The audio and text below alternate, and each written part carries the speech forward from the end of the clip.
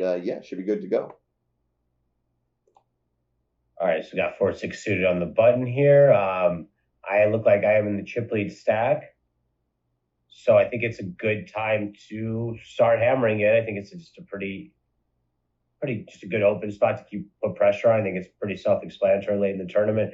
Big blind has 15 bigs, small blind has 23 bigs.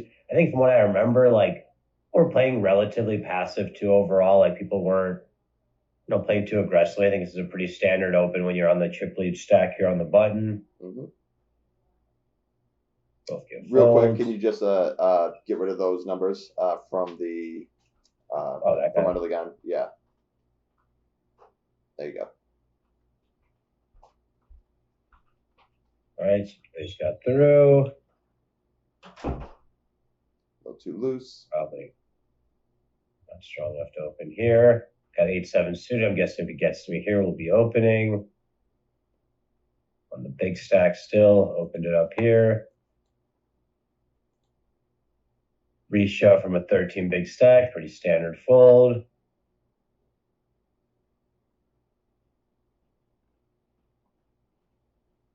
King, queen, another standard open.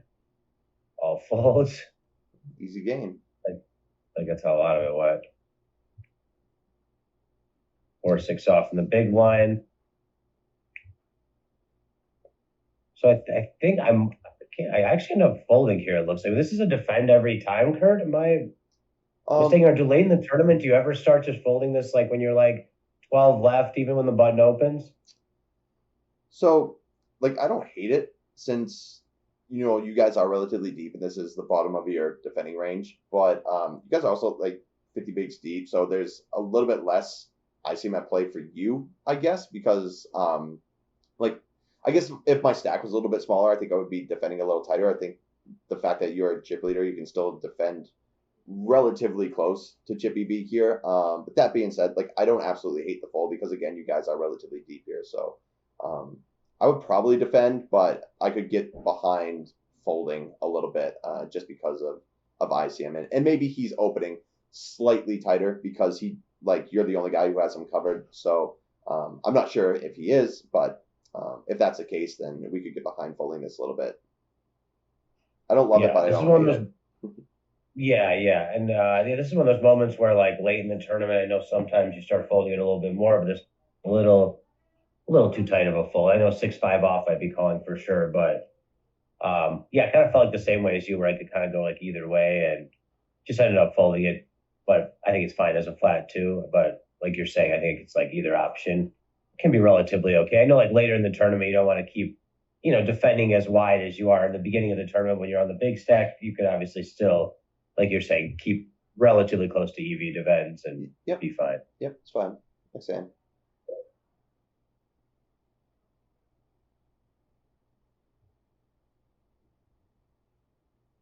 Just an interesting spot. Well, I guess it would have been an interesting spot.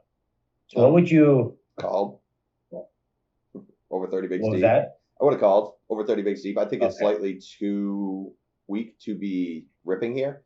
And we can definitely, we're deep enough where we can kind of set line here. And he's making it a little bit bigger, and he's also opening into I guess the short stack on the button is kind of a good reason to open here because he can't really be flatting wide. But he's also opening into the two big stacks here. So I would assume this guy's he has some incentive to play relatively tight, so his range should be quite a bit tighter than it normally should be. Again, I don't know if these guys are adjusting, but they definitely should be. But I still think your hand would be good enough to flat. Okay, I was thinking flat also. I was going to ask the room, but I was thinking flat also, in here. I was just curious also to see if you're ever ripping here, but it does feel like it's a little bit too loose when this guy's opening into 4 people here. It's close. I mean, if people aren't adjusting appropriately, then I probably would. If he was opening from the cutoff as well, I would definitely rip here. If he was opening from the low jack, I think I would never rip. So it's kind of close, I think. If I have 5s here, I would probably stick it in his face. But yeah, it's relatively close. Okay, for sure. All right. Easy fold now.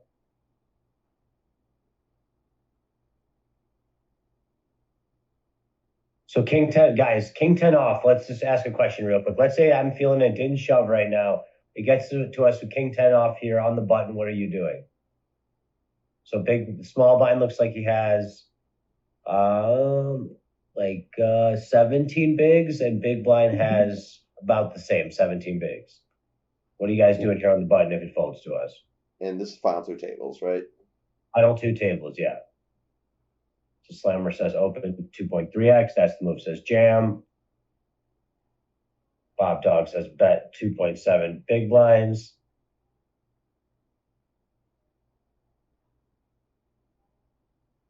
Anyone else? If it folds to us? Mm-hmm. Yeah, if it folds to us. Yeah, if it folds to us on the button here. Jam. Jam, okay. So you got 2 for jam, 2 for open. DMC says bet 2.5x. So we'll just give our answer. Kurt, do you want to say what you think first, and then I'll say it after? Yeah, I mean, neither play is losing money, obviously, but I would prefer to just rip here. Again, we can put on massive ICM pressure here since we are final two tables.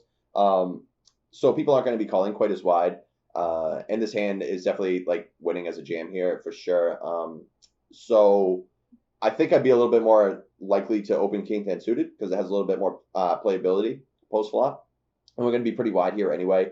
And it's kind of a hand again, a hand like king 10 suited could win as a jam too, but I almost feel like it's kind of too good to jam. You know what I mean? So this is kind of like one of those middle of the road hands that's definitely profitable enough to jam, but also doesn't like play super well post flop. So I'd throw in some ICM pressure here and just end up ripping it. That you didn't open with that you didn't open with the king 10 suited. Would you call a jam?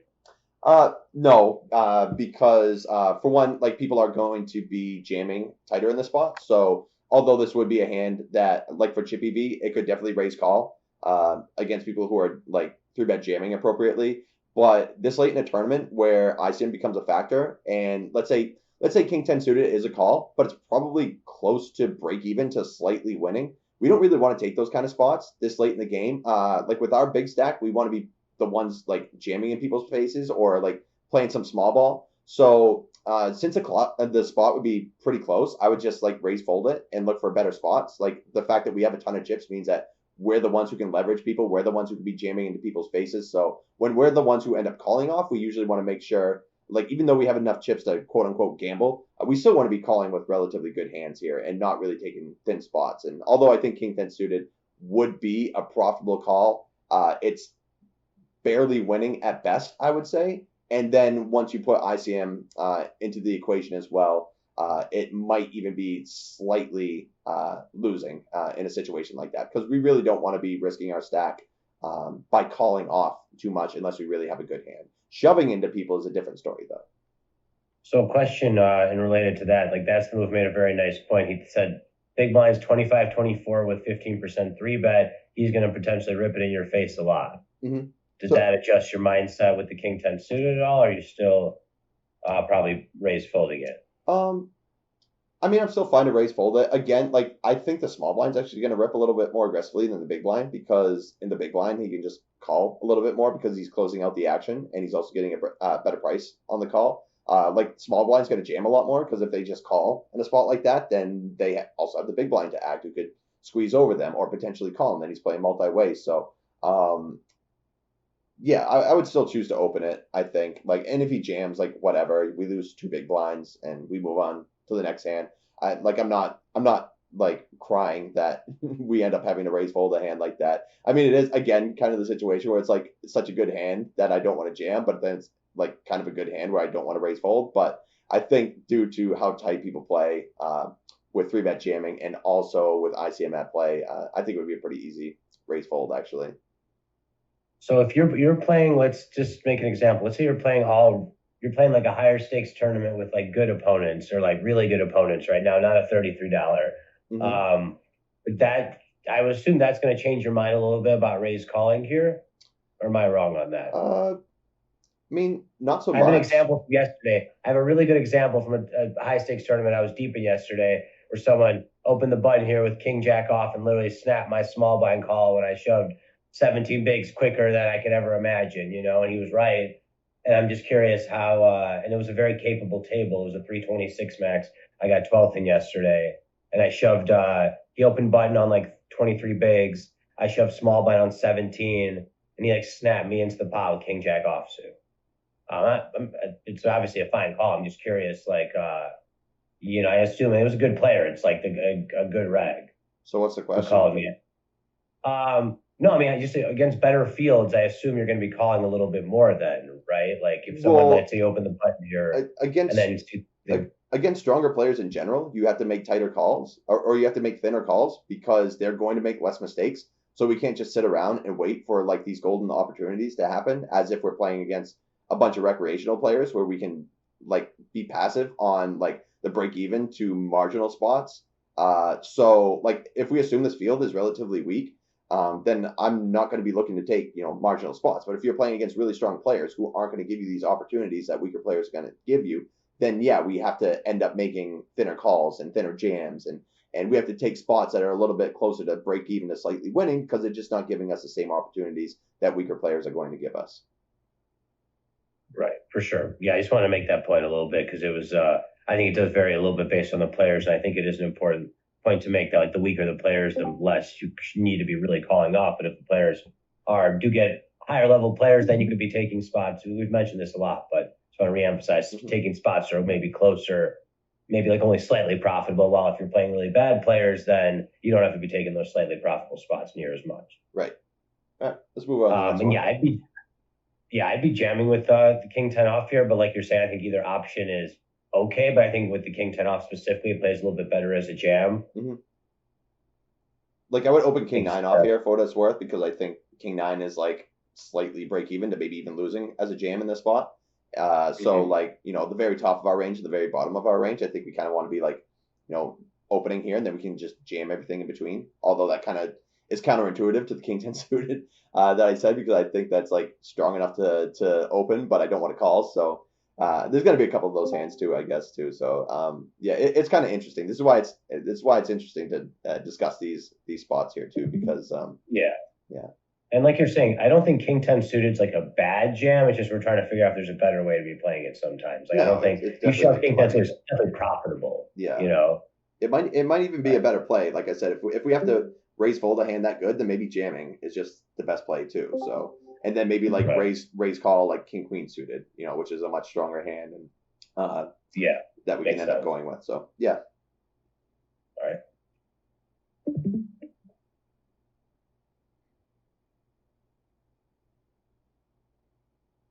This isn't strong enough to open, would you say, Kurt, or what do you think? Do you open this ever in the flow? This probably isn't strong enough, right? No, even in Chippy V, it's not an open, and specifically with this guy having us covered in the big blind, we should not be going out of our way to open like bottom of our range into a guy who has us covered here this late. So yeah, I would definitely fold.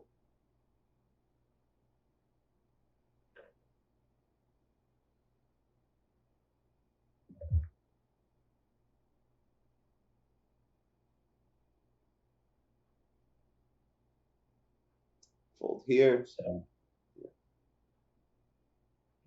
what was that? I would have folded there to the open. Yeah, I agree with that. Folded here too.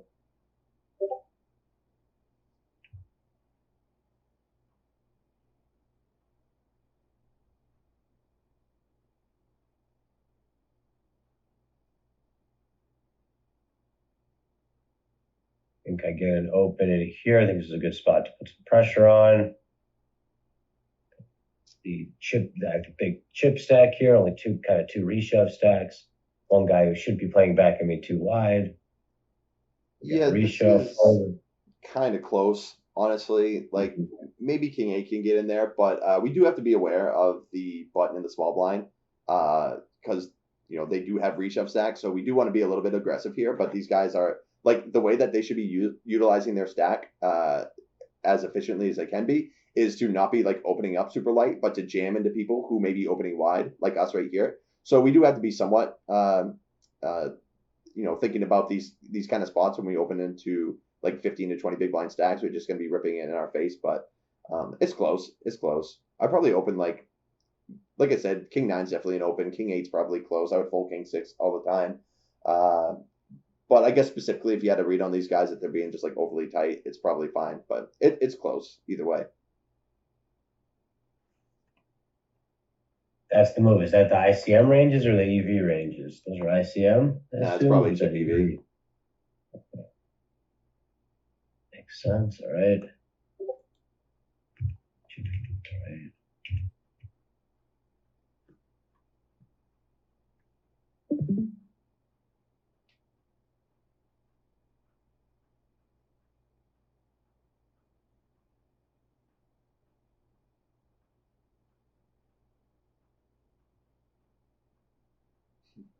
Is that Hold here. Now officially on Team BBC? Not yet. Soon. He will be soon. All right. I think it's just a fold. I mean, do you occasionally open here, or do you just play this as a pure fold? Like we can be aggressive, but this is like bottom 7% of our range here. Like we can let 10 deuce off go.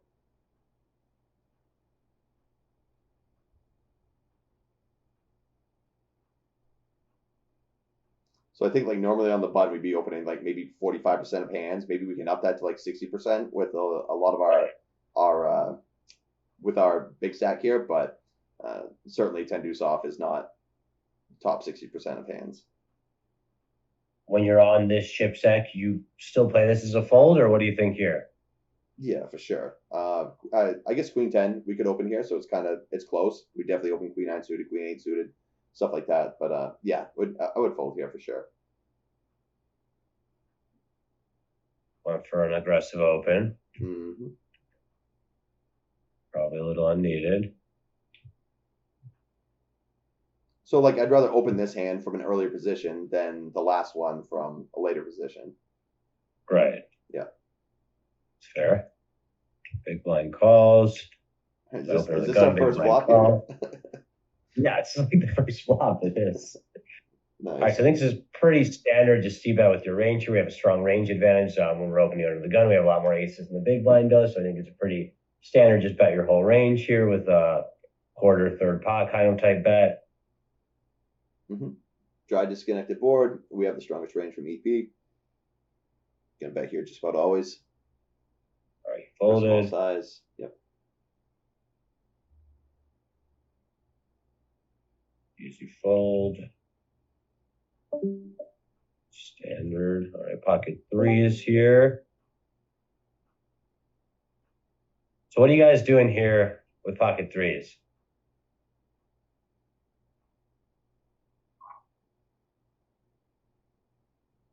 I'm just flatting. Flatting. Yeah, one pair. Beware says flat. Story time says jam. What up, laddie? Slammer says she's flatting. This is a pretty interesting spot to discuss here. Mm-hmm.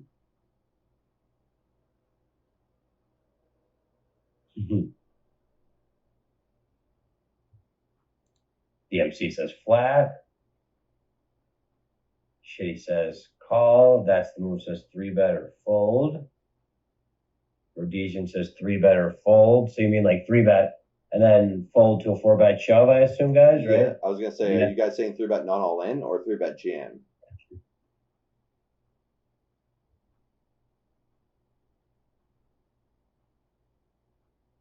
Okay. 3-bet not all in.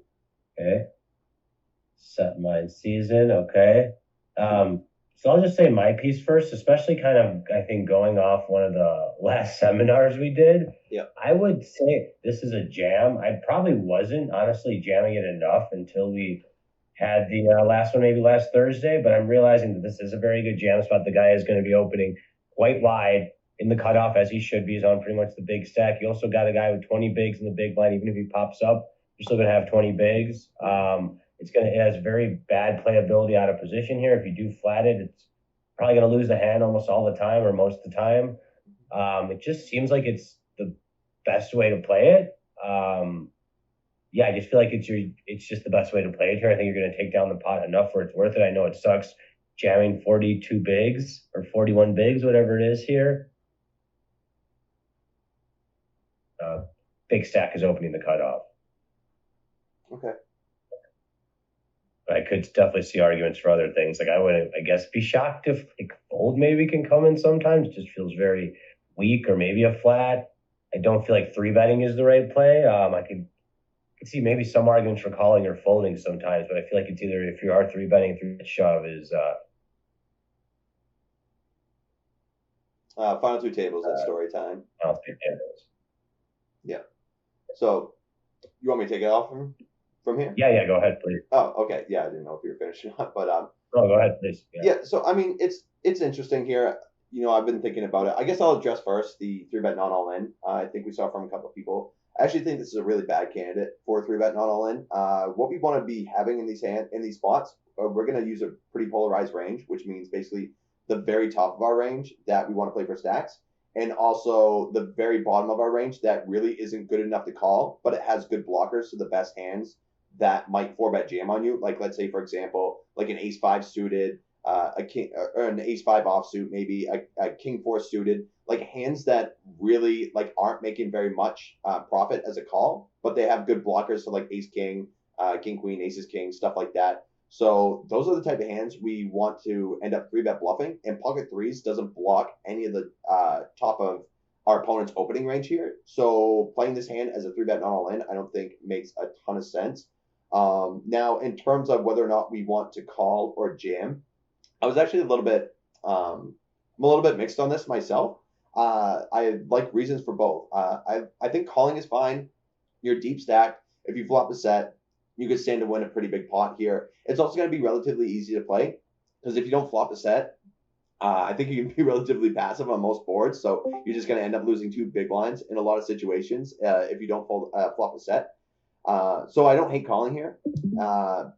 And also because our opponent is probably opening quite a bit wider here in the cutoff than he normally should be. So the chances, well, actually, that's going to go to my reason for jamming here, actually. So I think in like a normal Chippy V format, it would be a little too much to jam here for 40 bigs. Maybe on the button versus a wider range, we could end up doing that. But in this situation, I don't hate it so much because, again, our opponent is opening really like quite a bit wider than he should be, or at least he should be opening wider because of his chip stack at the moment. And not only that, but our opponent also has to call tighter in these situations. He doesn't want to just be calling off for 80% of his stack. Like, let's say we jam here with pocket threes and he has ace-queen offsuit here. Like, what are you guys doing? If somebody rips 40 bigs into your face and you have ace-queen offsuit for like 80% of your stack, like, are you snap calling, or is it kind of a gross spot? Because I don't know about you guys, but I'd be kind of grossed out. I mean, my initial thought is probably we have to call, but if we're hating our life with ace-queen offsuit, cutoff versus small blind for 40 bigs, like that has to show you how tight he has to be calling in this spot, really. So basically the chances of us like just winning the pot outright by jamming is going to be pretty good, because he can't he can't call like even with hands that he normally would be calling with because of ICM, and he doesn't want to be risking so much of his stack here. So yeah, so I see reasons for both here. It's also good to just rip because we don't have to play the pot out of position as well. So yeah, so I really wouldn't hate either jamming or calling here. I think folding's probably a little too tight, and I don't really like 3-betting not all in because of the blocker effects like we were talking about earlier. So yeah, I really wouldn't hate either or. If I knew my opponent was opening like super aggressively, I would probably just like rip it here and give him the finger. So but I don't hate calling here either. I think I feel like we've even been seeing in the hands we were watching, he has been opening very aggressively.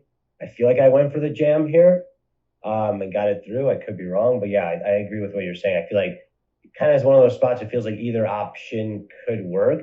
Until that session we had recently on last Thursday, I think I was flatting this like a lot more than jamming it, but now I'm like seeing there's a lot more good jam spots that I might be missing out on late. So I think I did end up jamming it because he has been opening so aggressively. Got through, thankfully.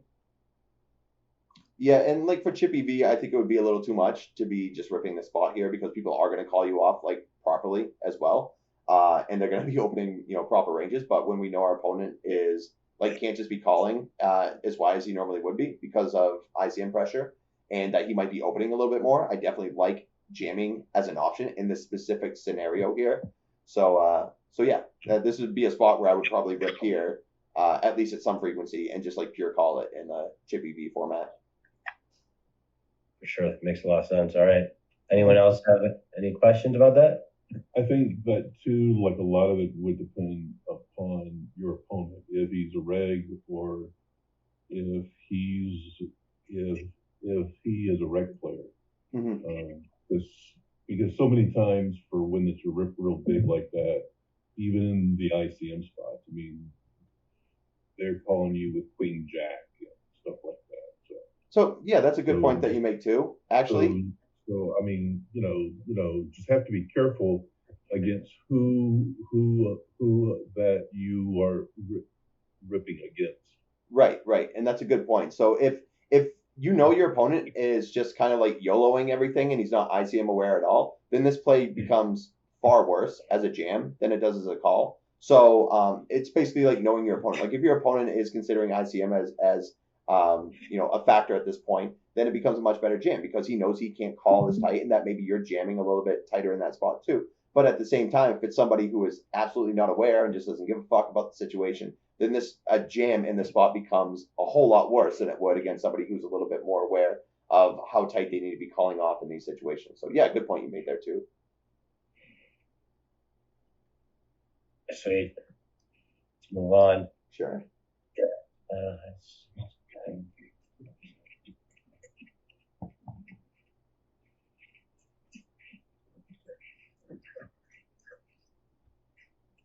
Yeah, Yasi, can you put yourself on mute while you're not talking, please? Oh, I'm sorry. No worries. All good. I didn't even know you could hear me. My apologies. No worries. That happens a lot.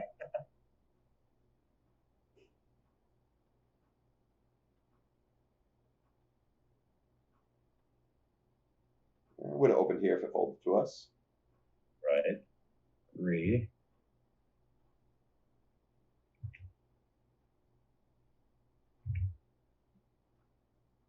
So I just want to pull the room real quick. I know, Kurt, this seems probably standard for you, but I do want to pull the room, see what you guys think. What do you guys do here with twos? What are you guys doing here with twos? Fold. Got one fold. Fold. Slimer says fold.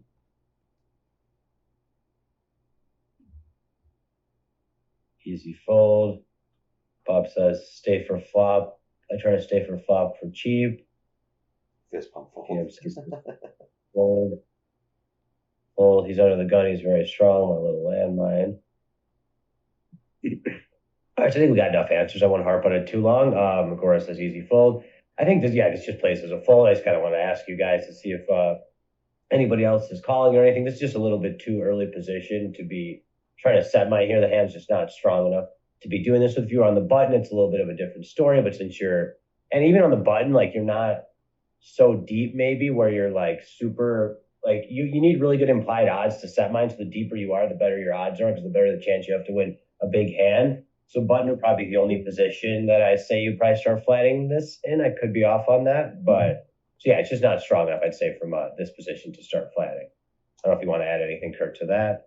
Yeah, I don't think it's so much about how strong our opponent is here because, twos really doesn't care because it's either going to flop a set or it's not. I think the main thing that we have to consider is not so much the opponent's range, but we have 5 other people behind us to act as well. So if we're on the button, like for 1, we get to play the pot in position, which is always, going to be great. And for 2, like we have less people to worry about, like squeezing or joining the pot as well. So I actually think that's the biggest factor as to why we fold here, not so much because of how tight the opponent is opening here. So yeah, we always like when we're calling like close hands, we definitely need to consider the rest of the table to act. And the fact that we might not be playing in position. We want to play in position as much as possible. Obviously, that's not going to happen all the time. But with hands like this that can't face any heat, if somebody wants to like 3-bet squeeze, we definitely need to take that into consideration here and not just look at our hand and be like, oh, I want to set mine here. We have to consider the other 5 players left to act here as well.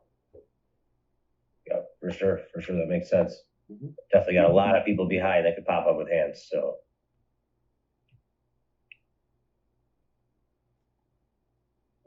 So just real quick, what's the highest pair that you would call her? From that spot? Yeah. Oh, what are we? Low jack here? I don't know, like fives maybe? Although, I mean, fives is relatively close too. I would probably like, yeah, sixes seems fine actually. Let me just look at our chart here real quick. So yeah, our chart say we can That seems like a start little- mixing with fives, But I feel like sixes myself, but yeah, in general, like I would just take the bottom of our range here and like whatever that like the bottom of our V pipping range is here, and probably just fold that because we need to be calling a little bit tighter in these situations as well, specifically when we have an opponent that covers us. So yeah, just in general, we want to be a little bit tighter here than we normally would be. So I would definitely VPIP sevens. Sixes is relatively close. I might mix folds with sixes depending on how aggressively our opponents are either squeezing or three bet jamming. yeah, Bob Dog, that's true. If you hit twos on the flop, you can pull in some good chip stacks. But I think one of the things you have to think about a lot is you have 5 opponents behind you right now. Right. Biggest And consideration. then you have 3 reshove stacks, I guess technically too. So there's just a lot of action that could happen behind you, and it's you're not in like late enough position. I guess if you are like we're saying maybe even on the cutoff, you know, you only have one person behind you. You have 3 people to act behind you, but at least you're pretty much in position the whole hand. It'd be a little better there, but I'd probably still just stick to the button. I think the charts would tell you just to call on the button here, and probably no other position. I could be wrong on that. Yeah, Steve, I lost your I lost your feed here. Okay, I just saw that close. Back up. Boom. So yeah, and even like if we're heads up, like say we call on the button, we don't necessarily have to flop a set to win the pot. So the fact if we get to play it heads up, you know, there's still going to be a chance that we end up taking it down, even without flopping a set. So, but when we call from like the low jack, and then let's say 1 or 2 other people come along too, we essentially need to flop a set to win the pot in that situation. So, you know, there's a lot of things that can go wrong by, you know, flatting these spots in earlier position and having the rest of the table to act behind. I keep just getting this disconnected window right now. I'm keep trying to reconnect. Why is this shit so weird sometimes? Can anyone see the screen? It doesn't look like anyone could see it, right? No, maybe try leaving the stream and reconnecting. Okay, I'll try that here in a sec. The stream failed. Yeah, mine's actually been working great since I started connecting with the Ethernet cable in this new router I have. That's awesome. So this could just be a Discord thing too. That's where I mean, it's nice that we can stream through Discord, but there's certainly like technical and audio issues that come with streaming through Discord. I'm gonna reset the Discord real quick, guys. So just 1 second. I'll be right back. Okay. Close Discord and reopen it.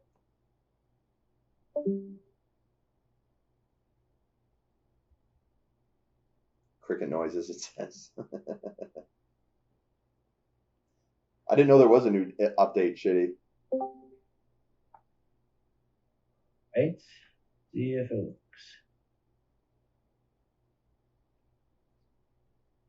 Yeah, was not aware of the Discord update.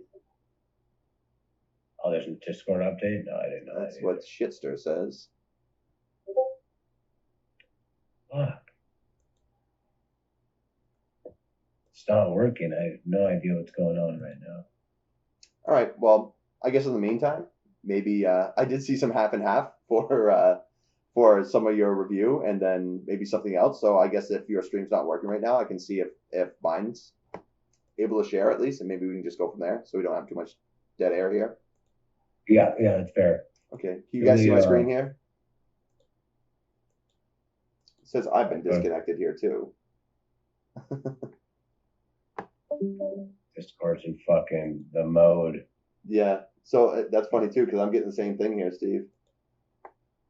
So maybe exit in. My Discord.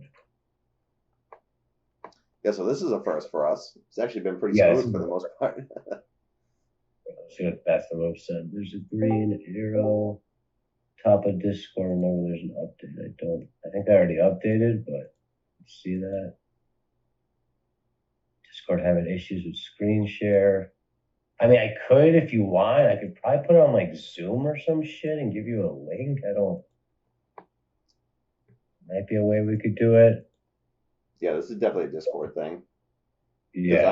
I'm not able to do it either here, so.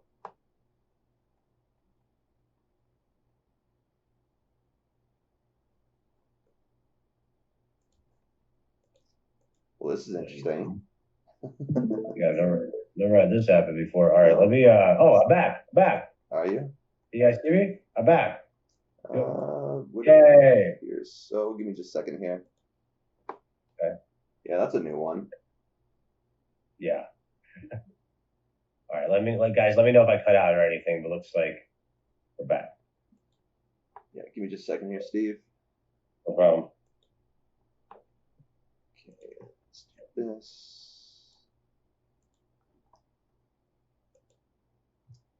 It says you've been disconnected.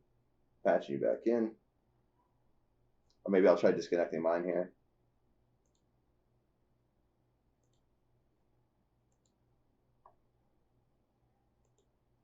Yeah, I'm not seeing it, Steve. I don't know if you guys are seeing it. Yep, I see it. You do? Yeah, I see it too. You click my name, press watch stream, it doesn't work. I think it's loading now. Yep, got it. All right. So pick up about that, guys. We're Discord Air. So we got twos here in the hijack or the low jack.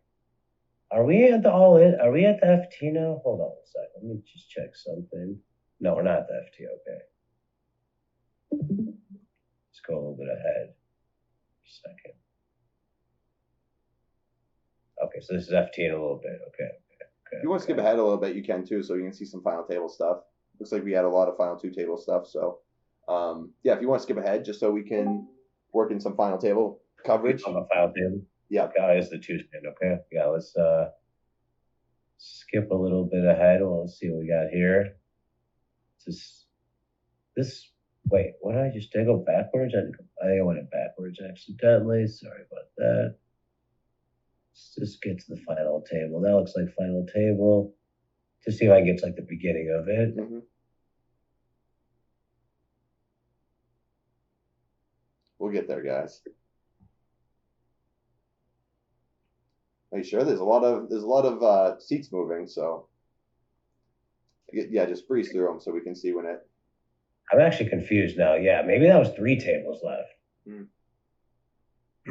Might have been 3 tables left before. Let me see. That may change some. I wish they made this easier to tell. It's kind of crazy. Like, I don't understand how it's so fucking hard to tell. Am I in a wrong tournament? Did I switch tournaments? I mean, what's happening right now? Stacks are pretty deep here, so. Oh, this is 3-handed. Okay. Oh, I think we might have got to the FT like 8 left or some shit. That might have been what it is. That might be what's throwing me off for something. 1, 2, 3, 7. Maybe we got to the FT with like 7 left. I'm just confused by one of the names changed. Okay. I'm so confused. How about we just let's just pick it up from here and assume this is final table. FT with 7 left, or right? Is that 7? Am I counting 7? All right, let's assume this is the FT with 7 left. I'm a little fucking I don't know what's going on. Why one of the guys is changing. This is FT, 7 left. All right, so let's start out here. Good spot to start. So we're at the FT, 7 players left here. Looks like I've dropped back a little bit. I'm second last in chips right now. There's one guy with 14 bigs, 13.5 bigs. I have 23 big blinds on the button right now, or 23.5 with 4-4. On the flow. On the flow, exactly. Right. I mean, I remember when I first made the screen name, I was like, dude, I'm never going to lose with 4s, you know? And then I started losing with 4s a decent amount, and I'm like, all right, I guess it just doesn't work like that, you know?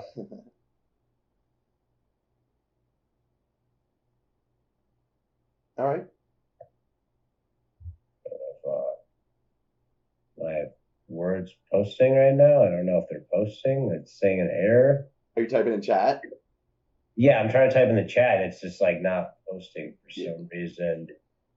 I don't know if everyone else is frozen. This is weird. Yeah, guys, it's saying failed to send messages.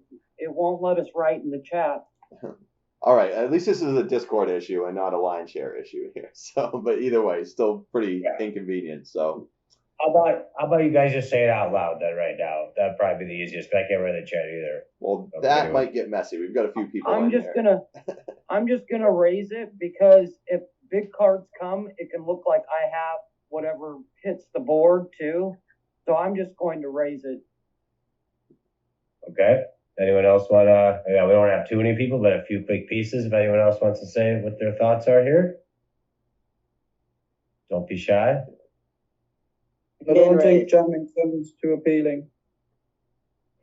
Yeah, Jamming. I'm raising that from the button. Okay, we got 2 for raise, 1 for jab. No, I said it doesn't sound too appealing, jamming. Yeah, Oh, it doesn't that's what I sound saw. okay. Yeah. Probably out of the equation here, maybe. Okay. So we got everyone's kind of saying raising. Yeah, I'd probably raise it. Okay. Yeah, it's story time. I think the risk versus reward, I don't think is there. So, you know, I'll say my piece first. I actually think I was jamming this spot, but I'd love to hear more of an explanation here. I just thought this was gonna be the best way to play this specific hand. Like jamming something between like 4s, 5s, 6s, maybe 7s, hands like that on the button here, with the stacks being the way they are. And I don't really want to feel pressure behind me. I want them to be folding their ace-x suited, they're like jack-10 suited, they're like queen-10 suited, all those kind of hands. I'd much rather have them folding.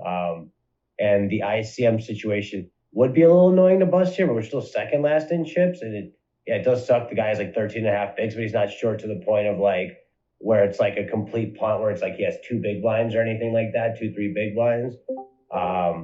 So that's my thoughts on it, but I definitely want to hear Kurt's perspective on it too in this spot. yeah. So like if we're 20 bigs and under, we actually get to jam like I think 5 through deuces and like some ace-9 off, ace-8 off. If we have like on the button, I think it's the only spot we have a 20 big blind open jamming range here. But for 23, I think we just play like pure open or fold. And then again, specifically at a final table, like yeah, we win the 2 big blinds, but like when we get called, we're rarely in a spot where we're not absolutely dominated. I mean, they're gonna snap it with like ace king, ace queen. Maybe even like ace jack ends up folding here sometimes for 23 bigs because it's just such a massive rip, which I guess might be a little bit of argument for ripping. But again, the risk versus reward is not kind of there for me. And also, like, we don't want to just be ripping so much in these final table situations where this stack just has like so much value. Like, yeah, we're second to last in chips, but we have 23 bigs. We still have maneuverability here. So I think I actually like folding more than jamming. But that being said, I might still find an open here. But honestly, like I don't hate folding in this spot. Like I'm pretty close between folding and just opening. I could get behind either of those, but I probably like jamming least here, basically. Even though we win the pot like a fair amount, just the risk versus reward isn't there. And I feel like we can find a better spot at a final table where the pay jumps, I'm sure, are getting relatively big in the situation. We just find a better spot, I think. That makes sense. What about with let's say like go up a few pairs, like 5, 6, 7s? I'm just not open jamming 23 bigs here with anything. Right. There's just no open jamming. Right. So what about like 21 bigs? Like where is the cutoff? Well, is it 20 exactly or 21? Let's say. Like I mean, in general, I'm just not going to be ripping off these bigger stacks that we might be ripping in chippy V formats again because we don't want to. Like our chips are worth a whole lot more, so. Like we don't want to be taking these thin spots in a situation where we're risking 20 bigs to win 2 bigs basically. So I'm just not like, even though for 20 bigs we might have an open jamming range at this spot, I'm really not doing that in this sort of scenario with like 18 plus bigs maybe we'll say. So we want to play a little bit more small ball. I think like I'd rather rip this on like a guy who's opening wide from the cutoff. So because for one, there's more money to be made and yeah, I guess that's like the biggest factor there is where we'd be like winning more money if like cutoff was opening super wide and we end up ripping here. So yeah, I just don't end up ripping a lot in these spots. I mean, it might be fine, but 23 bigs just seems like kind of a lot. Yeah, I was going to say, as a reshove, it's a little bit different because then you're talking about potentially increasing your stack size by 25% or more. Correct. A 10% stack is just, like you said, it's just not what that risk reward would be. I agree. I think I did. I feel like I did end up ripping. Honestly, My Discord isn't. My text isn't working on Discord. I think I heard you guys talking about that. Yeah. I'm ripping it though because you are folding too much if you just open to hands that you'd be flipping against anyway, and there's nothing, that should really give you any fear about the, blinds. I mean, that's just basic math if they wake up to a bigger pocket pair. But I am ripping it here personally. Yeah, and that's fine, but it's not like a massive disaster if we have to raise fold here. You know what I mean? So, like, we need to have raise folds in these spots. What's up? We're still in the same position if we raise fold. As to Yeah, that's true. You're still the second worst in chips. You still have 18 bigs versus 20. It's not changing your stack size in any meaningful way. Right. So I'm actually. And we're still giving ourselves a chance to win by raising anyway. So folding is terrible, I think. I don't think you could ever fold this strong hand. You can go to the flop against worse hands as well, that you have dominated. A lot of 4Xs that defend the big blind. Obviously not a lot. You have two of them, but. So you don't like the idea of raise folding here? Is that what I'm picking up on? No, I hate folding and I hate jamming. It's just an easy raise. Yeah, I think he's saying he hates open folding. Oh, okay. Oh, gotcha. Yeah, I mean, again, this is definitely like taking ICM into factor here, and basically the hand kind of plays like dog shit. And either one of these got, like, we have to fold, obviously. Like, I'd much rather open ace-4 here because I actually think ace-4 has a little bit more playability than a hand like pocket fours. Also, ace-4 blocks, like, a lot of the hands that might be 3-bet jamming on us here. So I'm thinking more in terms of playability rather than overall hand strength in a situation like this. So, again, as these shorter stacks, we don't want to be taking these, like, thin, like, open spots, even though, like, in a chip EV format, this is an easy open. But at a final table, we do have to take ICM into consideration, and to really maneuver our stacks around, we're going to be looking to maybe jam into people who are opening a little bit too wide rather than opening up spots where we're opening a little too wide. So, but again, like, you could be onto it here. I'm not completely sold. I think the spot's really close in general. So, I can really see arguments for both. What I'm going to do right here is I just inputted all the stacks, and we're going to look at this in terms of ICM, whether or not we can actually jam this specific spot. This might be able to tell us a little bit more as to what we should be doing. Yeah, so pocket fours here is break even as a jam at best in this situation. So I definitely wouldn't end up jamming here. I think it's like too much money. We don't really want to be taking these break-even spots. So, but in terms of like raising and folding, I think it's pretty close. I can get behind either. Yeah, if there's arguments for both, I can't say one way or the other, honestly, and that's why it's good to talk about these spots. And if you can find reasons for one or the other, then we probably get to mix both. So I would say if this table is playing, like, if it's a super tough table, maybe I take this spot as a fold because our opponents are just going to be playing a little bit better. But if we're playing against maybe recreational players who have never been at a final table, they're not playing very well post flop, then maybe I make a little bit of an aggressive open here. I guess if that makes any sense. Yeah. Sorry for splurting out my comments earlier. I forgot I was unmuted. No, not at all. Like we want this interaction here. Like, and I've said this plenty of times. Like, don't just take everything we say as like it's the end all be all. Like, please feel free to challenge us on some of these spots because, for one, I'm not right on every spot, and for two, I've certainly been convinced. Like, I've started with one opinion, but then heard you guys' inputs to the situation as well, and then I'm like, oh yeah, well, that is a good point. So yeah, definitely feel free to challenge us on any of these spots. Because we're here to learn too. You know what I mean? Like, that's what's good about what we're doing with the community here. Like, we want you guys to learn from us, but also don't think that we're not learning from you. Like, it's just as valuable for us to hear you guys' perspectives as well.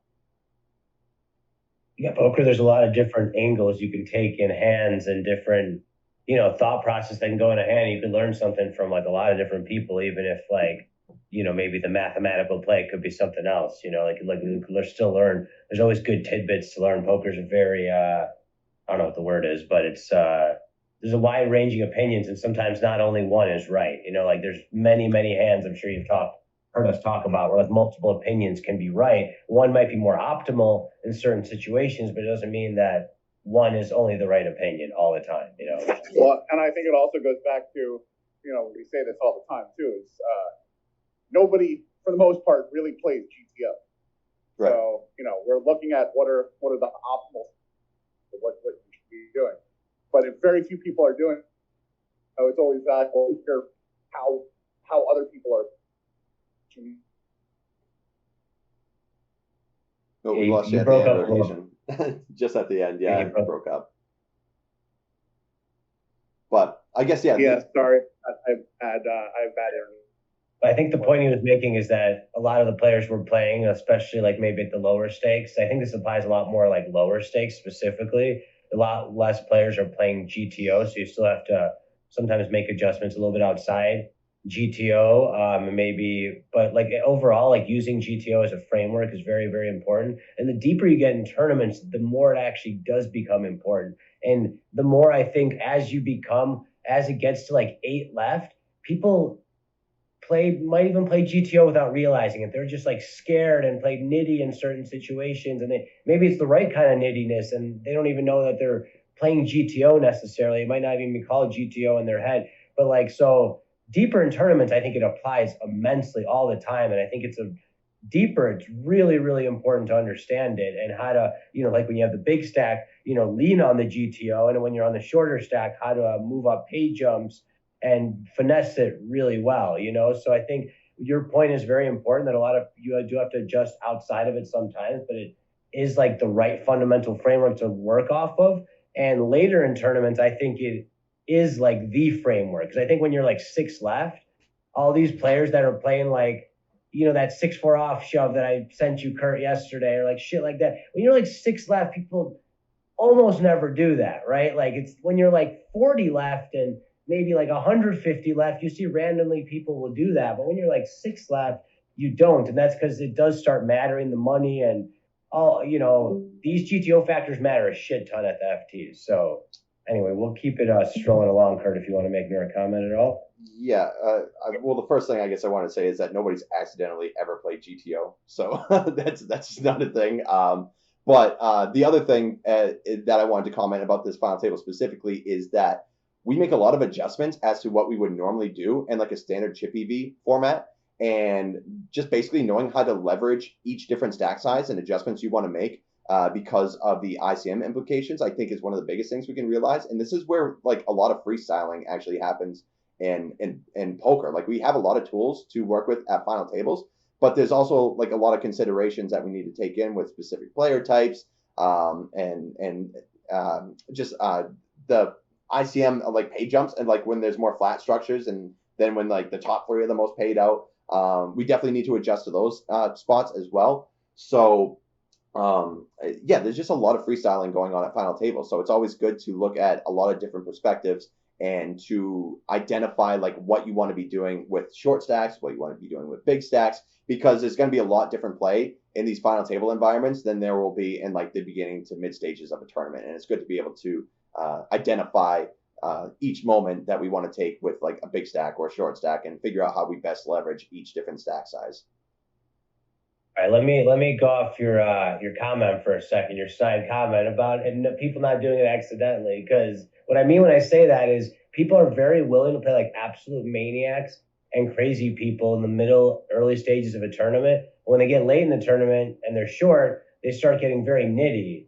And like a lot of their style is maybe GTO friendly when they don't even realize what they're doing, because they're like they're moving up pay jumps a lot, and maybe they're even being too nitty, but they're playing a style that might be, maybe it's not perfectly GTO friendly, but whatever. Like these players who are like absolute maniacs, when they get deep in the tournament, a lot of them will completely freeze up and play very tight styles when they're on the shorter stacks, especially to like move up pay jumps and do things like that. So all I was saying is like later in the tournaments, a lot of these guys that are more random all over the place, like they're not as much like that late in the tournament. There's still plenty of those guys late too, but like you're playing like lower stakes $10 tournaments. The early mid stages, people will get really weird and wild, and then when you get down to like 12 left, people actually get way nittier, I feel like. So it's all I'm saying is like there's like these interesting adjustments that happen even with those kind of players, you know? Mm-hmm.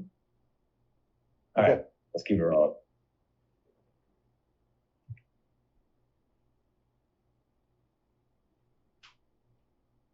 All right, so I think I would have been calling here, but folding now. Kurt, would you be flying the big line here, given the stack situation, or would you not? Not, you know, if it folded to us, come back open, we're in the big blind. Yeah, for sure. Okay.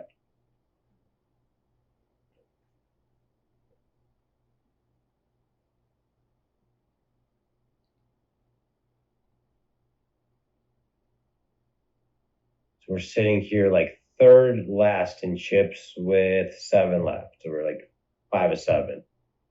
And there's 2 guys with like 8 bigs and like 9 bigs, 10 bigs. I have 20 right now with the blind change.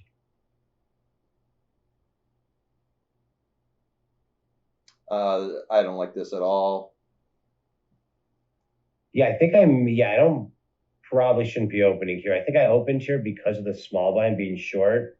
I think if everyone had me covered, I definitely wouldn't have. I think that was my thought process here, that I can call off the small blind and just could easily fold to anybody else. But I definitely see what you're saying. I mean, the big stack is on the button too. So yeah, but do you want to call off the small blind? I mean, I'm not pumped about it, but he has like 5 big blinds. So yeah, that's like but I'm not 35% of your stack here. Yeah.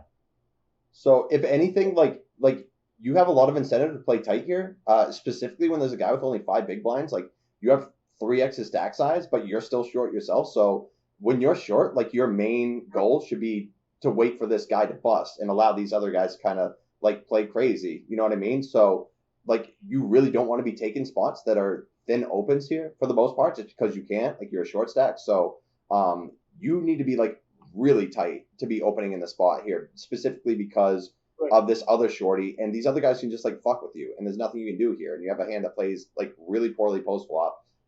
Like this is too loose to be opening in like, you know, a chip EV format. So specifically at a final table where you're already pretty short here. So again, that's going back to how we want to leverage our stack when we're short. We don't want to be taking thin like raise first in spots. We would rather be the guy 3-bet jamming into people who may be opening a little bit too wide in these scenarios. So yeah, you have a lot of incentive to be playing really tight here.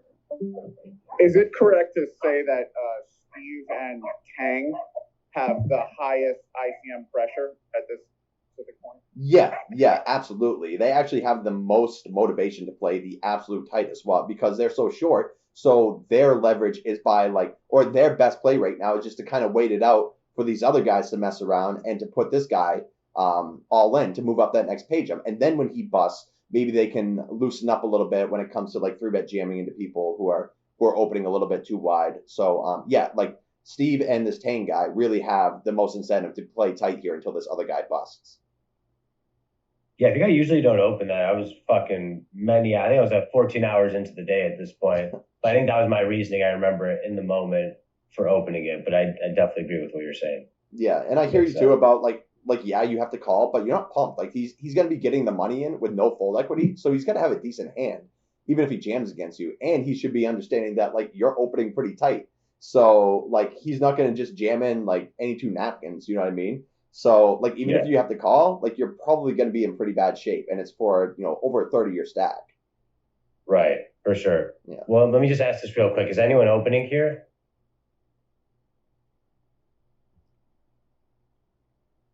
No. Yeah, no. Think you're No, too I short. wouldn't either. Okay. No. The All right. general Wanna make sure. consensus.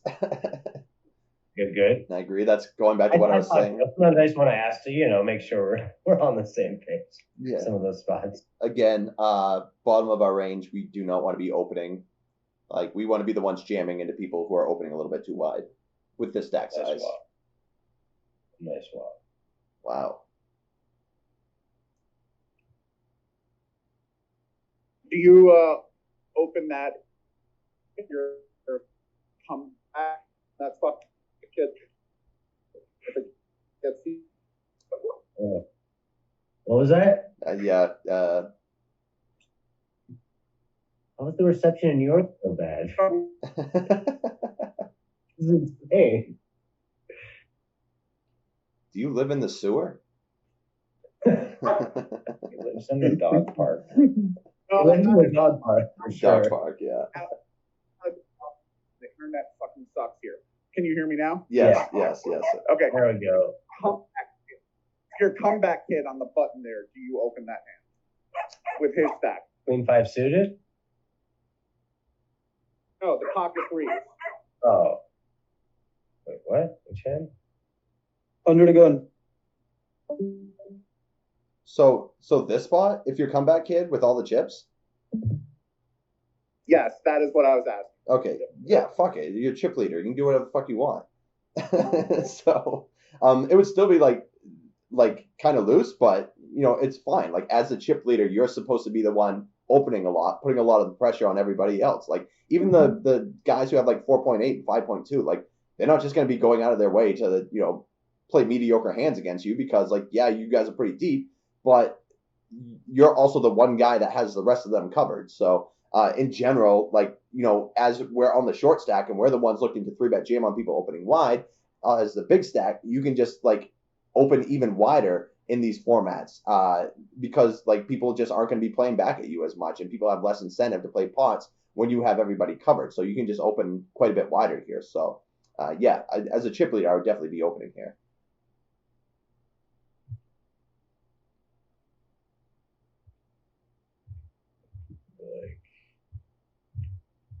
Another thing to note is when the blinds are going up, it's a good idea to be trying to hit the button then.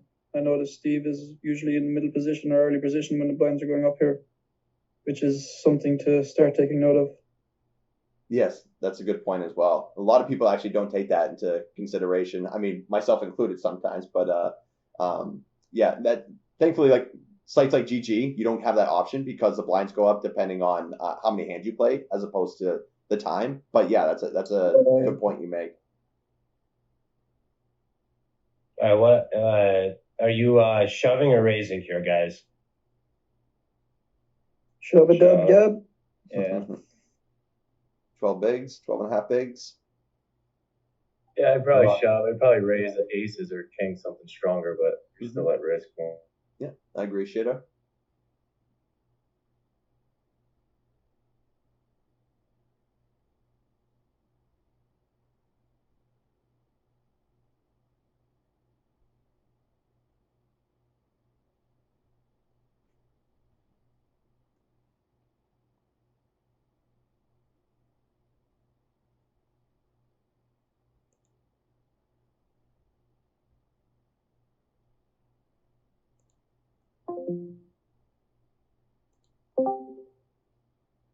Hello? Oh, I think I got disconnected. Hello? Yeah, I you're do too, actually. So I had to reset it real quick. Oh, okay.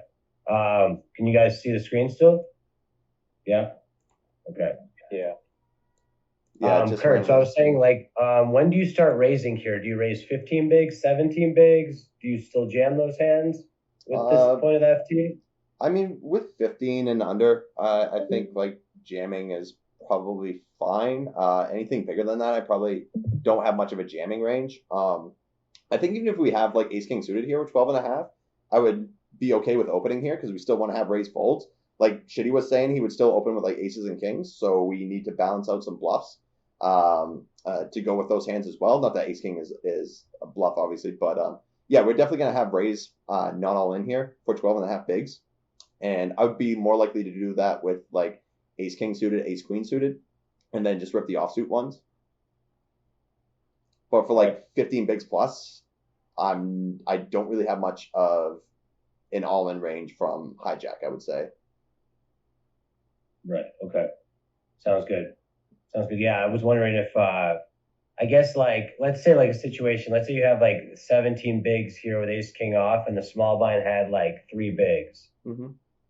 Would you rip ever like in a spot like that, or are you still just opening it every time? Like something where like the ICM's a little weird. Where you're not like, are you still just ever? No, I would probably still open there, because if we assume like our opponent's just gonna rip like super wide on us, I mean, we still have a hand that we're gonna call off here, and yeah, it sucks if a guy only has 3 bigs, but yeah, I still think like ace king would be a little bit too strong. I think there's a better chance of him like ripping like an ace 5 suited on us, or like a king jack suited, as opposed to like calling it off if we just rip there. So, and again, I don't know how big these pay jumps are, but yeah, I mean, it's a consideration, you know, but I think just like ace king overall is just a little too strong. Right. For sure. I was once told by a high stakes French player that to shove ace king off 25 big blinds deep. And that was like 4 or 5 years ago. Yeah. I tell you, it's very profitable, but it doesn't seem too right. Yeah, it's probably, and again, it would kind of depend on the other chip stacks at the table and the pay jump. So I guess I would have to know the specific scenario, but I would say in general, you don't see a whole lot of open shoving for 25 big blinds at final tables. Like, really quite the opposite. Like, we want to be playing a lot of small ball and be risking our entire stack as little as possible, because our stack is worth just so much money. We don't want to be going out of our way to risk all of our chips, specifically in a situation where people are calling super tight. So like, you're basically just taking down a 2 big blind pot and risking 25 bigs. And when you get snapped, like, I don't even think for 25 bigs anybody's snapping ace queen. You know what I mean? So really not a whole lot of value in ripping those spots, unless it's very specific situation with the stack sizes at the tables. What are you guys doing here with ace 5 off? I don't think this one needs much discussion, honestly. Okay. Well, I'm going to give the room credit enough. All right, we'll move on.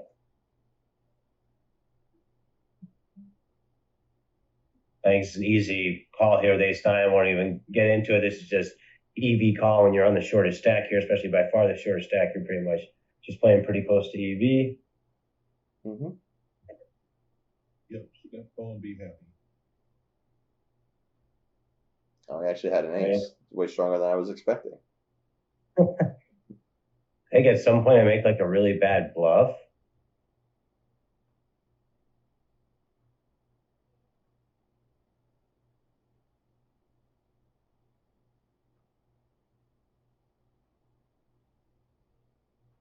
I think that's pretty standard here. I mean, I like limping, I guess, is okay too, but I actually limp shoving. I mean, he's pretty tight. Like, he's been 4% 3-bet. I remember I thought this guy was pretty tight. Yeah, I mean, it's only 110 hands, so we can't really take that, you know, to the bank. But I think with like, I'd rather just open with ace jack suited here, because like, he's going to still be defending like a reasonable amount, like, you know, between, you know, somewhere around 40%, if I had to guess, of his range.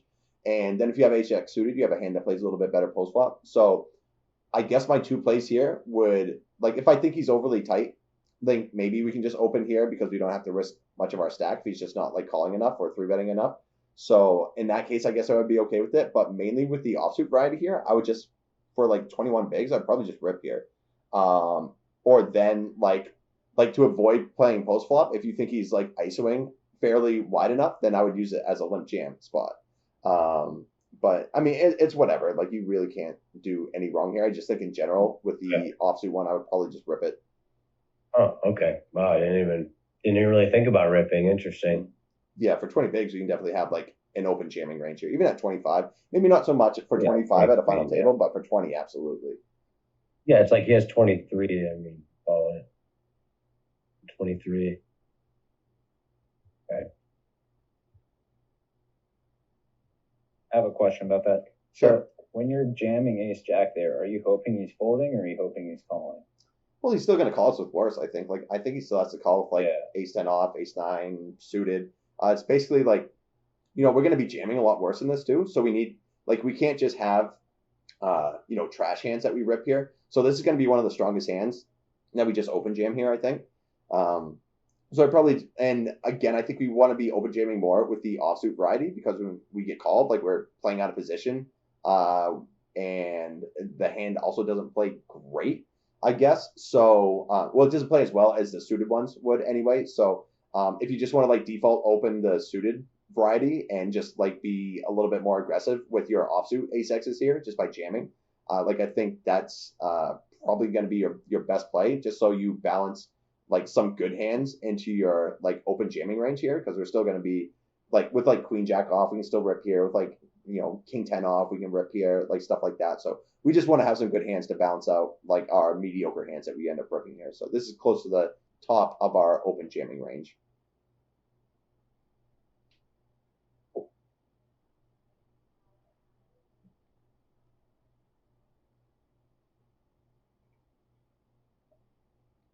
This is an interesting spot.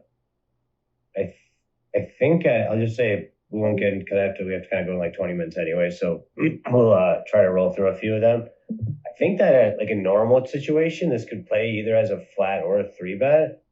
But in the FT situation with the ICM, I think this just plays as a fold.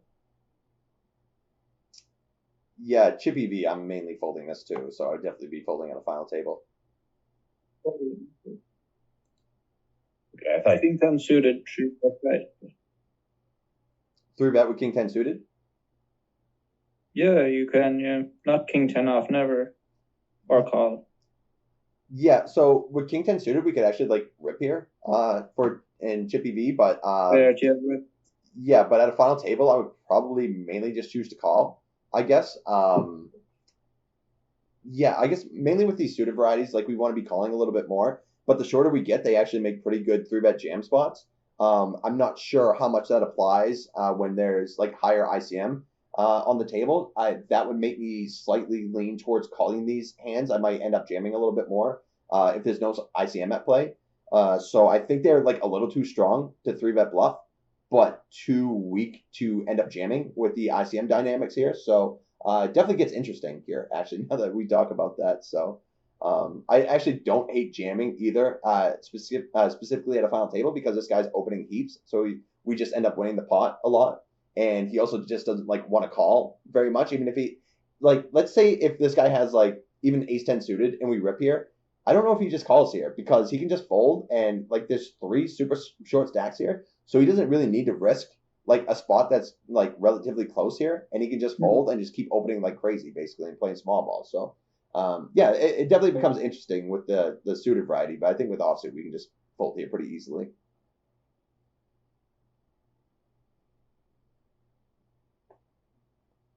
End up calling. Yeah, I think this is way too loose.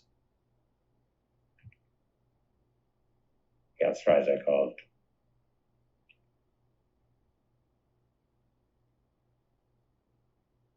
King Jack, we can probably start flatting a lot more, maybe even 3-bet bluff. But yeah, I think King Jack's probably where we want to start. You can even argue folding that too, because you're basically tied in chips with 2 other stacks. Well, you were anyway until you're saying the King Jack offsuit.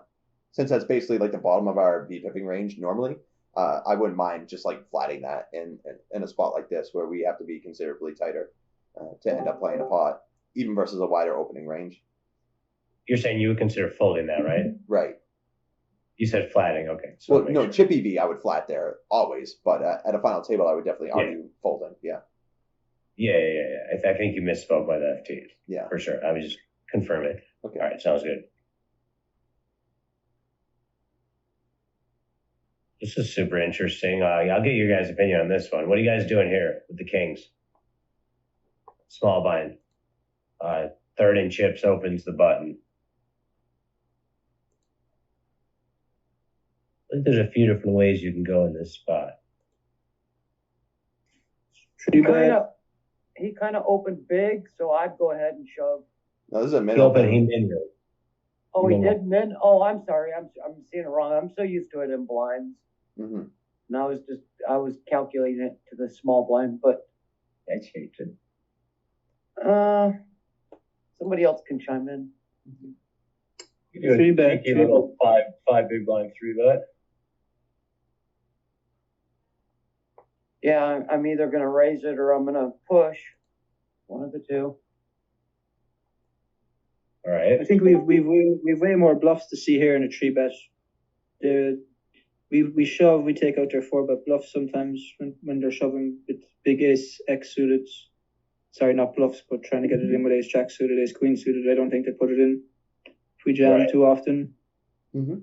So I think we want them to continue with a lot of their hands, and by 3-betting, it leaves room for that.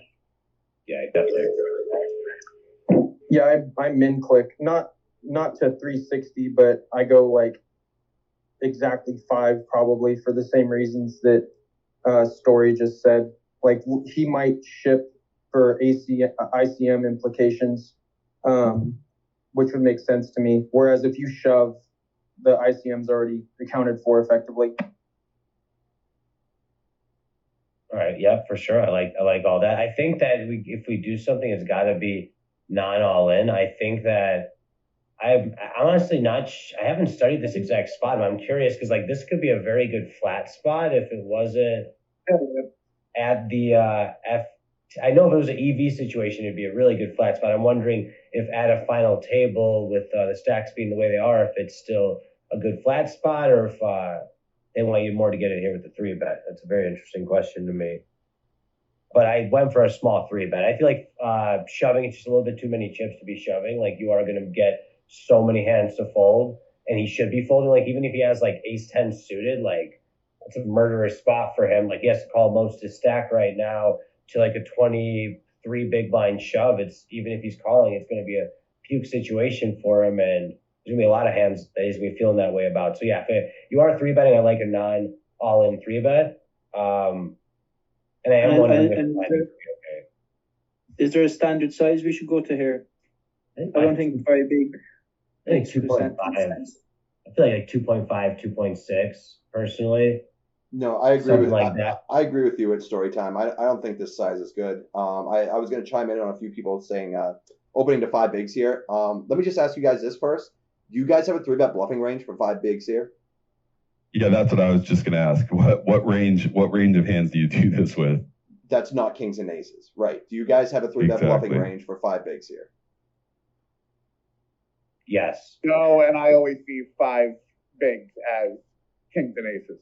Right. So why do we want to turn our hand face up, basically? I mean, we literally, it's funny because we had a spot like this when we did that hand history review of the World Series of Poker final table, where the very first hand, I think somebody opened off like 20 bigs from EP or MP, and it folded to the big blind, and I think he had aces, and he just makes it like 5.2 bigs. And I think the whole situation was like, okay, so what are our 3-bet bluffs here for such a small size? And I'm pretty sure the consensus was 0% of hands. So there's a few things going on here, and thank you for chiming in with that at story time, because I was going to address this as well. So basically, we have no bluffs for this size, so that alone should make us kind of want to avoid the spot, unless we're just playing against like complete mopes that we want to continue. But even for that reason, like if we make it this small, we allow our opponent to basically just call with a lot of his range, which I guess is fine sometimes. But the other thing that kind of sucks about that is when we make it small and we make it easier for them to call, when we do make it bigger, we sometimes force them in a situation where they're not getting as good of a price on a call, and we kind of force them in a spot where they just like want to jam or maybe just fold. So like if they fold, whatever, they're opening from the button, they're going to have a lot of crap here. So they're going to be folding a relative amount. But when we make it a little bit bigger here, we force them in a spot where they're not just going to be able to call so many hands, and where they might feel a little bit more inclined to 4-bet jam here, and then we just get all the money in pre. So good point that you made there at story time. I don't think that this size is really great. I think something around like 6.5 to 7 bigs would be a lot more appropriate here, because again, like we want to have a 3-bet bluffing range. So when we do that, we're not going to make it a size where they're just able to continue with so many hands here. So we don't want to do that with the top of our range here either. I think that you can do the 2.5 if that you're like button versus cutoff. If you're in position, yeah. If you're in position, it's a much different situation because, and that's a good point that you made as well. Because when you're in position, your opponents have to call even tighter there because they don't want to play a 3-bet pot out of position. Like they're just going to be in a bad spot. So when you give them that opportunity and they're in position, they're going to call a whole lot more because every time you're in position, you're going to have a better chance of winning the pot. So you see a lot more of these smaller 3-bet sizes when you're the in position player, and a lot bigger sizes being used when you're the out of position player. All right, let me make a few comments on this because I agree with you, but I also disagree with a little bit of what you're saying. I think that there has to be a give and take here of your sizing. So I do agree that maybe this was like a little too small. You should go like maybe 100K more, but I would definitely not go way over 3x or anything here. It's a huge percentage of your stack. If you're doing that, it strongly looks like you're not folding. What people are 3-bet folding that percentage of their stack, I'm going to ask you too. Like, are a lot of people 3-bet folding 33% of their stack when they're 3-betting big sizing from the small blind to the button open? I personally don't see it that much. They do it sometimes. So there is an argument to go a little bit small. You don't want to go too small. I 100% agree. Like going like 525 or something here would be not good. And I probably should have went like a tiny bit bigger, like 690, 700, something of that nature would have been a little bit better. But I like leaving a percentage of my stack where it looks like I can fold. I've actually seen where I used to not do this ever in this specific spot with kings because it did look too strong. And honestly, I got this from Peters, is why I even do this sizing ever. Because if you do have a capability of a light range, then it's fine to do it. And I do have a capability of a light range in this spot. Of some hands, I might be 3-betting light in this position or semi-light, whatever you want to call it. But the question, I guess, of that is my opponents probably don't think that. So I do agree that something like 700, maybe a little over 700 would have probably been the better sizing here, something around 3x. But I also don't want to go so big where you make it look like all right, I'm 3-betting down to 15 bigs here. Really good chance I'm not folding if you're doing that. So there is like a give and take with that. And I think that's an important thing to at least think about here. But I do agree that if you go like 500 here, like, are you ever bluffing? If you go like 550 here, are you ever bluffing? Maybe even this size qualifies in that range, and maybe you're not bluffing on that size ever. So you should go like 700. I do agree with that, but I think it's like kind of like a give and take in this spot. Around 3x might be like the golden kind of point. You leave yourself with like 2 million still. Looks like you could still potentially fold. But I think any bigger than that, like if you're going like to 850 or something, like that's too big. So I think there's a fine balance in this spot too of like the right size and the take. You can, okay, so to wrap that up, you can 3-bet fold 33% of your stack here. So that's a thing that happens. So like, I know you think that's too much, but it's definitely a thing. Like, it's fine to get in a situation like that because, like, again, going back to if you 3-bet too small, your opponent's just going to call like a lot wider than they should be because you're giving them the right price. Now, we absolutely don't want to do that when we have bluffs. So why would we do that when we have strong hands? Because if we literally only 3-bet big with our bluffs and 3-bet small with our strong hands, then, you know, it's kind of easy to read that. So I think you're kind of seeing that maybe you don't think you can 3-bet here for like 800 and fold, but you can. Like, that's fine. Anytime, like, you can 3-bet fold 33% of your stack in most situations where you're around like that like 20 to 25 big blind spot, specifically when you're at a final table too, because like for that exact situation, when maybe in a chip EV format, you just have an all-in or fold spot for in like a chip EV format for 20 bigs, but at a final table, it becomes a little bit different of a situation. That kind of goes back to where you don't want to just be like jamming quite as wide as you normally would. So I think actually maybe you can go a little bit bigger and still fold here. So that seems like maybe something that you don't think you can actually do. But anything for 33% of your stack here, I think you can do. People just don't do it enough. Like the kind of assumption you're making that people don't do this sizing enough with the bluff, which I think is fair. I think people don't just bluff for 800 and then fold, or like raise to 800 and then fold very often at all. So you could be right.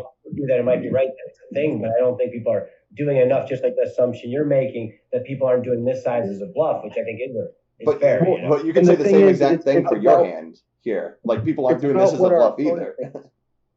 Like, I feel like it's more about the frame of mind of the opponent, where the opponent likely is not thinking where bet folding for 900 that's where, I personally, in a final table dynamic, would be bluffing for more and then raising light like this with a hand like king, because you're not going to run across a situation with this exact group in this exact tournament that even is, moderately close to this exact spot again. Does that make sense? Like, if we're playing like, hundreds and plus hands against these same people, then it is different. But for the final table itself, I feel like it's a, exploitative line that does make sense to me. And it's not about us bet folding a third of our stack. It's what betting a third of our stack means to the opponent, which is very likely making him assume that we're getting it in there, even though we know we're folding. Does that make sense?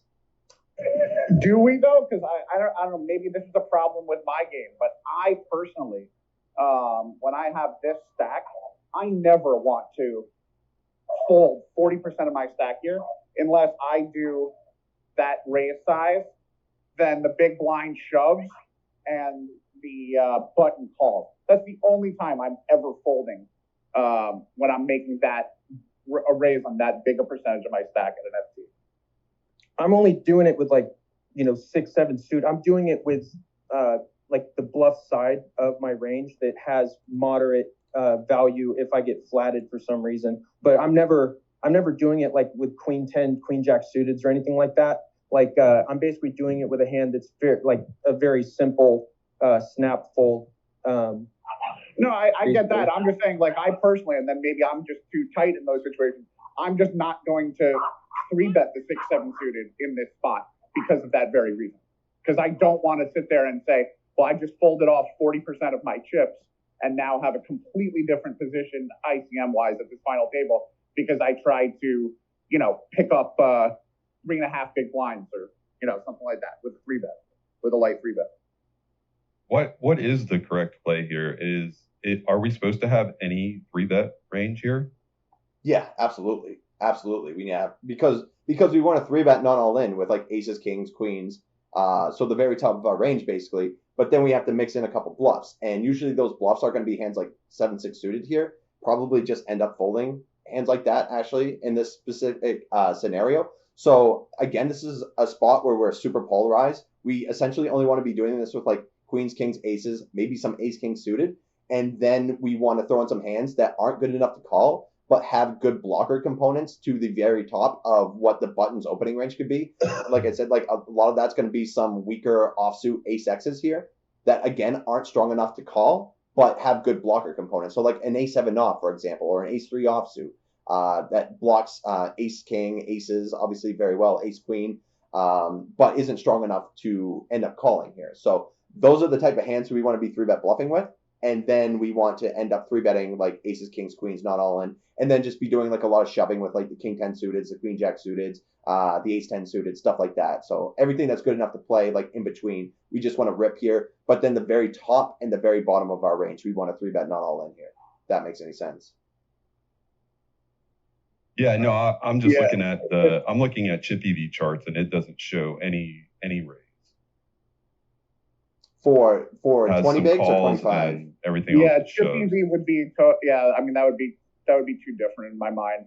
And yeah, what you're talking about, I definitely think that I would be doing that if we were talking about 3-bet folding something that's up to maybe even 25% of the stack.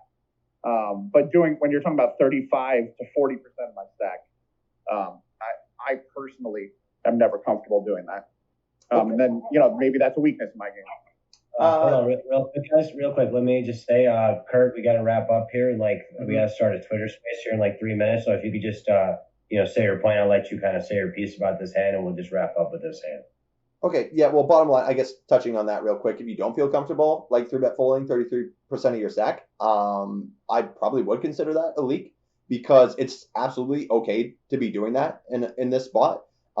Again, we want to be doing this with our strong hands, and that means we have to balance it out with some bluffs. For the most part, we're going to be ripping the majority of our range that's strong enough to play here, but we also need to have a few bluffs to balance out the very top of our range as well here. So, like I said, the majority of our range is just going to be jamming here, But the very top of our range, we want to 3-bet not all in because we don't want to just fast play like the super top of our range, and then we have to mix in some hands that have good blocker components to the top of the range that aren't strong enough to call here or are strong enough to just jam not all in. So for 33% of your stack, it's still fine to 3-bet fold here. Like, it might not feel great, but it's absolutely fine to end up doing this because we want to do the same thing with the top of our range. Trapped him. Trapped him. Honestly, if I had jacks and I saw you make it this size, I'd be throwing up. Honestly, like if I see this guy like in your shoes, if I see you make it like 6.5 to 7 bigs, I'm like, okay, like he's capable of having bluffs. Like, he makes it big enough where he doesn't necessarily want me to call, and I'm also getting a worse price on a call. So if I have something that's close, I would end up jamming because I just can't call as much because I'm getting a worse price. So I would be fist pump jamming jacks in that spot. But if I see you make it like 2.5x here, I'm literally puking because I never see anybody do this with a bluff ever. Basically because nobody is doing this with a bluff. Less strong than 3-betting even to 5, you know? Yeah, it does for sure. I mean, you're still snapping, obviously, when you just rip here because that portion of your range shouldn't be the very top of it. But yeah, even if we just 3-bet to like 6.5 or 7 bigs here, I'm still feeling way more confident about jacks than I am if I see somebody just make it like 5 big blinds here. Because I'm like, okay, they never have a 3-bet bluffing range here for this size. Yeah, for sure. Well, that's a fair point. I think we'll end on that. We had a good discussion this last hand. We'll probably pick up on this again. I know that's the move, and a few others want to review that heads up of that 88 we're reviewing. We got to the heads up. We're going to do a special one with Max. We're still deciding on the day. We're considering maybe Friday or Saturday, maybe even the pre-sale day, doing it on Friday. So nice. We'll be getting a nice heads up session with Max reviewing my $88 heads up that I had. Nice. What were you saying, Kurt? No, I was saying awesome. Yeah, it'd be good to get Max in on that.